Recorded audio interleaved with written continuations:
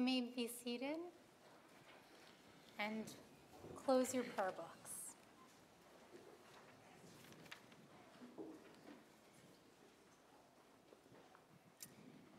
In 2009, Brian Christian found himself in the strangest contest of his entire life. He would soon sit before a panel of judges to prove that he was, in fact, a human being. The most convincing person would gain the title, the most human human. Considering the fact that he is a human, Brian felt surprisingly invested in this event. He didn't care about being named the most human human. However, he was determined to make sure that the machines did not win. His competition took place at an annual conference to test the theories of one of the fathers of computer science, Alan Turing. Turing was curious about the abilities and limitations of artificial intelligence. He created an experiment in which a panel of judges would have a discussion with contestants for 5 minutes. Some contestants were human, and some artificial intelligence. After these conversations, the panel would then vote on who was the most convincing as a human. Turing predicted that by the year 2000, computers would win 30% of the time, but by 2009, that prediction had not yet come true. And Brian was determined to make sure it did not again. At the end of the competition, the most convincing computer would receive the distinguished Loebner Prize.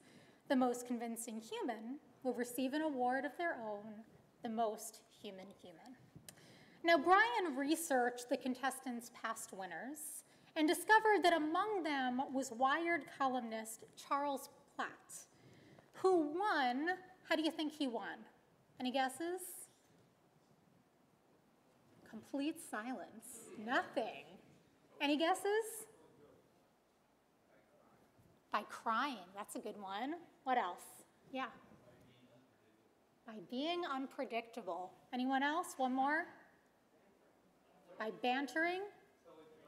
Telling jokes. Sorry to say, none of those answers are correct, but they are all great ones. He actually won by being moody, irritable, and obnoxious. Talk about a sad commentary on human existence, right? Brian was determined that he was going to win a different way. He wanted to lean into not the worst of humanity, but into the best of humanity. He saw Platt's success as not only hilarious and bleak, but also in some deeper sense, a call to arms. How, in fact, do we be the most human humans that we can be? Not only under the constraints of this test, but in life. What does it mean to be human? Throughout the ages, we've defined our humanity by our ability to communicate or to use tools or even to compute. But today we know that we are not unique in any of these abilities. We've reached an age in which computers can perform complex tasks, from passing the bar exam to producing visual images, writing essays, and analyzing data. AI has exploded in recent years and even more in recent months. Google CEO Sundar Pichai said that AI's impact will be more profound than the discovery of fire. AI is compared to electricity, the printing press, wheels, or nuclear weapons. ChatGPT has become the most popular app of all time. Within 5 days of its release, it had 1 million subscribers. At the 2-month mark, that had exploded to 100 million. Its popularity is due to its impressive technology. ChatGPT is equipped with the ability to study examples of real text, to be able to respond in real time to questions, to prompts, or requests. And yet, it has its limitations. A system like ChatGPT doesn't create, it imitates. When someone asks it to solve a problem, explains tech writer Kail, it doesn't form an original idea about this conundrum. Instead, it copies, manipulates, and pastes together text that already exists, originally written by human intelligence, to produce something that sounds like a real person would talk about these topics. It can't even tell if what it's saying is actually true. In her book, God, Human, Animal, Machine, Megan O'Gleamlin discusses her experience with a robot dog. She recalls how connected she felt to it when it first arrived.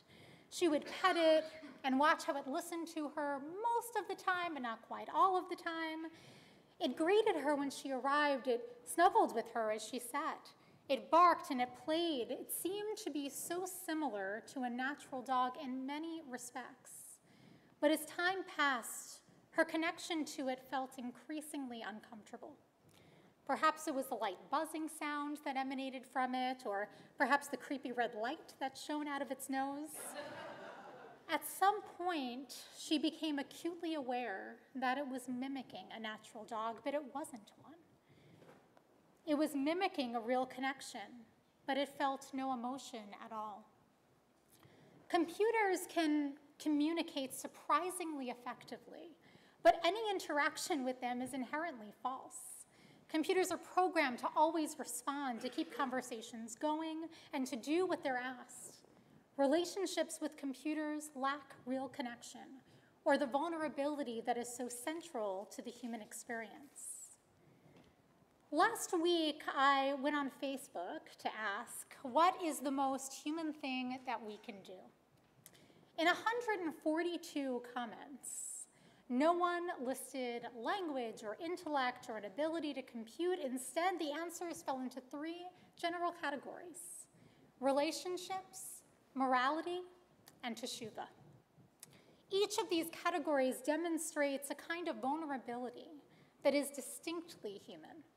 The vulnerability of opening up and placing trust in others. The vulnerability of making moral choices for which, good or bad, we're called to take responsibility. And the vulnerability of admitting that we are, in fact, works in progress. Interestingly, these three main categories our tradition points to in defining what it means to be human, and they are inexorably linked. The first, relationships. In one ancient Jewish story, the angels protest the idea that human beings are worthy of being created. Not being created, sorry, that's a different story. Worthy of receiving the Torah. I've been writing a lot of sermons. They're worthy of receiving the Torah. Human beings are flawed and weak, the angels contend. Wouldn't the Torah be better for more perfect beings like the angels themselves? As Moses climbed Mount Sinai to receive the Torah, God asked Moses to respond to the angel's question. Moses, of course, was afraid to respond and to deal with the wrath of the angels, which is pretty epic, but God was persistent. Before Moses could receive the Torah, he needed to justify God's decision to bestow it on human beings. Moses paused for a moment, unsure of exactly how to respond. He wondered how he could justify why God would bestow such a remarkable gift on people when he too understood just how flawed and imperfect humans can be. Maybe the angels were right. Maybe the Torah wasn't meant for people after all. And then Moses did the most Jewish thing he possibly could. He asked a question. God, Moses began, what is written in the Torah that you are giving me? And God replied, I am the eternal your God who brought you out of Egypt. Moses smiled. He was beginning to understand. Hey, angels, did you descend from Egypt? Were you enslaved to Pharaoh? People alone understood what it meant to be enslaved, to experience the power of redemption, and to taste freedom for the first time. We knew what it was to be a stranger so that we would come to love the stranger. What else is written in the Torah? God said, you shall have no other gods before me. Hey, angels, Moses said, did you dwell among the nations who worship idols? Did you face temptation? Do you grapple with balancing a desire to fit in with the importance of staying true to who you are? Hey, what else is written in the Torah, God? Remember the Sabbath and keep it holy, God said. Angels, do you perform labor that requires you to rest? Do you understand what it is like to be tethered to our phones all the time? Do you know the calm and peace that comes when we allow ourselves to disconnect, to spend time with those you love, to replenish the soul? One by one, Moses learned each commandment: to honor one's parents, to not murder, not commit adultery or steal, to not be jealous or give in to evil inclinations. The angels couldn't relate to a single one, but humans could because of our past, the existential challenges that we contend with, and our desire to develop meaningful relationships as imperfect beings in an imperfect world. Immediately, the angels agreed with God. It was appropriate to give the Torah to the people, after all. The angels had believed that the Torah was the source of eternal wisdom, too perfect and too sacred to be held by human beings, but they soon found out that the Torah represented something that was quite different. Stories and hard-earned wisdom gained through being in relationships in this imperfect world. The Torah's sacredness,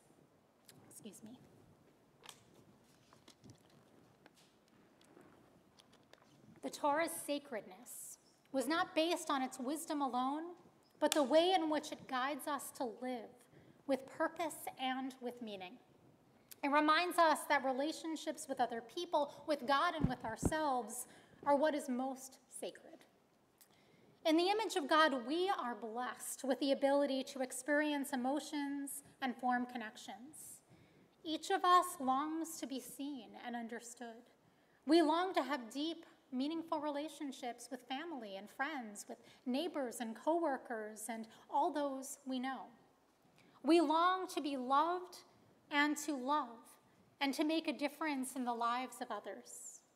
In giving us the Torah, God acknowledges that these are some of our greatest strengths. And though we may sometimes err and struggle, the Torah's wisdom will always be available to help us learn and grow.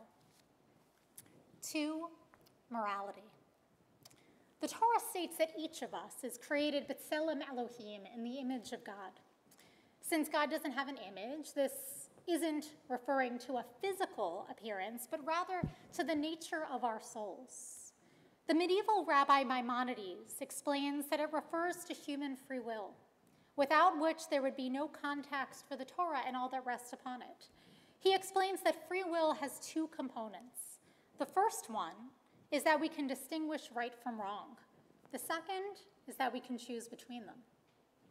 Even if a computer became advanced enough to distinguish between right and wrong, it could never understand the moral anguish of choosing between them. As we know, the world is seldom black and white. We live in a gray area in which one choice is a little right and a little wrong, and the other choice is a little wrong and a little right. A computer bears no guilt or responsibility. It does not anguish over choices it makes and the implications of those choices. It does not beat itself up or get defensive. It does not feel pain or concern itself with the legacy it will leave behind. These concerns are uniquely human. To be human is to hold moral complexity and paradox, explains Rabbi Naftali Tzvi Yehuda Berlin. A computer may get stuck when faced with a contradiction, but we can simultaneously hold antithetical truths without demanding a clear resolution. Any of us who have ever been in a deep relationship know that we can love someone even when we're angry with them. We can both be merciful and just. We can both feel that we made the right choice and also feel guilty about the consequences, intended or unintended. To be human is to live in a place of contradictions, to hold our values, and to do the very best we can to make the right choices available to us. 3, teshuvah. The Talmud explains that the schools of Shammai and Hillel disagreed for 2.5 years. Here we go, now we're getting to the right spot, about whether humans should have been created.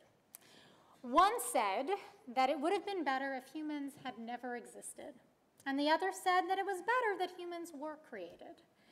After listening and considering one another's perspectives for all of this time, finally they come to an agreement. Humans shouldn't have been created. My colleague, Rabbi Seth Goldstein, explains, to admit that we should not have been created is actually very liberating. It is an admission that one of our main jobs on earth is to mess up. But the sages, they didn't stop there. Since we're here, they continued, we should vipashpesh, examine our deeds, and vimashmesh, investigate our actions. Our first job may be to mess up, but our second job is to take responsibility for those mistakes and to learn from them. It is a process called teshuvah, a word from the same root as shuv, to turn. Teshuvah is an action calling us to examine our deeds and to investigate our actions. The sages teach that teshuvah actually existed before the world even began. Before we could make a single error, we needed a way to grow from it. Teshuvah requires us to be vulnerable, to admit when we are wrong, to have room to grow. It compels us to forgive and ask forgiveness, to be honest with ourselves and others in ways that might feel uncomfortable, as any growth process does. Whenever we pound our chests in contrition, which we will be doing a whole lot of over the next few weeks, we do not do so to beat ourselves up physically or literally. We do so to own up to our humanity, our imperfections, our errors. We take note of the times that we missed the mark, the times we succeeded, so that we can learn and grow from them. When done with intention and honesty and thoughtfulness, we leave with a kind of teshuvah that gives us hope. At the end of the competition, Brian realized that in order to compete against machines, he needed to do it on his terms and not theirs. Much like Moses with the angels, Brian had sought to highlight his humanity. Rather than engage in static conversation, he did the one thing that computers could not do. He sought to create relationships with the judges rather than simply provide responses. What makes us human, Brian explained, is our ability to connect not synapse to synapse, but heart to heart. In the end, Brian not only managed to convince every judge that he was more human than a machine, but he actually did earn the title, the most human human. In response to this growing advancement in AI, Brian felt called to be the best human that he could. This Rosh Hashanah, we too are called to lean into the blessings of humanity through relationships, through morality, and through teshuvah. Let us ask ourselves, do we make thoughtful choices or lead lives that are guided by habit? Do we embrace moral complexity or do we choose to see the world in black and white? Do we have the humility to examine our deeds or do we place the blame at others' feet? Are we authentic in our words and actions or do we say one thing when we mean another? Are we generous enough to be there for others on their terms and not ours? Do we open our hearts with kindness and compassion? Are we courageous enough to be vulnerable, to learn and to grow? Are we the human or are we the machine? Being created in the image of God is a gift, perhaps the greatest gift we have ever received. But it is our job to actualize our humanity, to become the most human human that we can.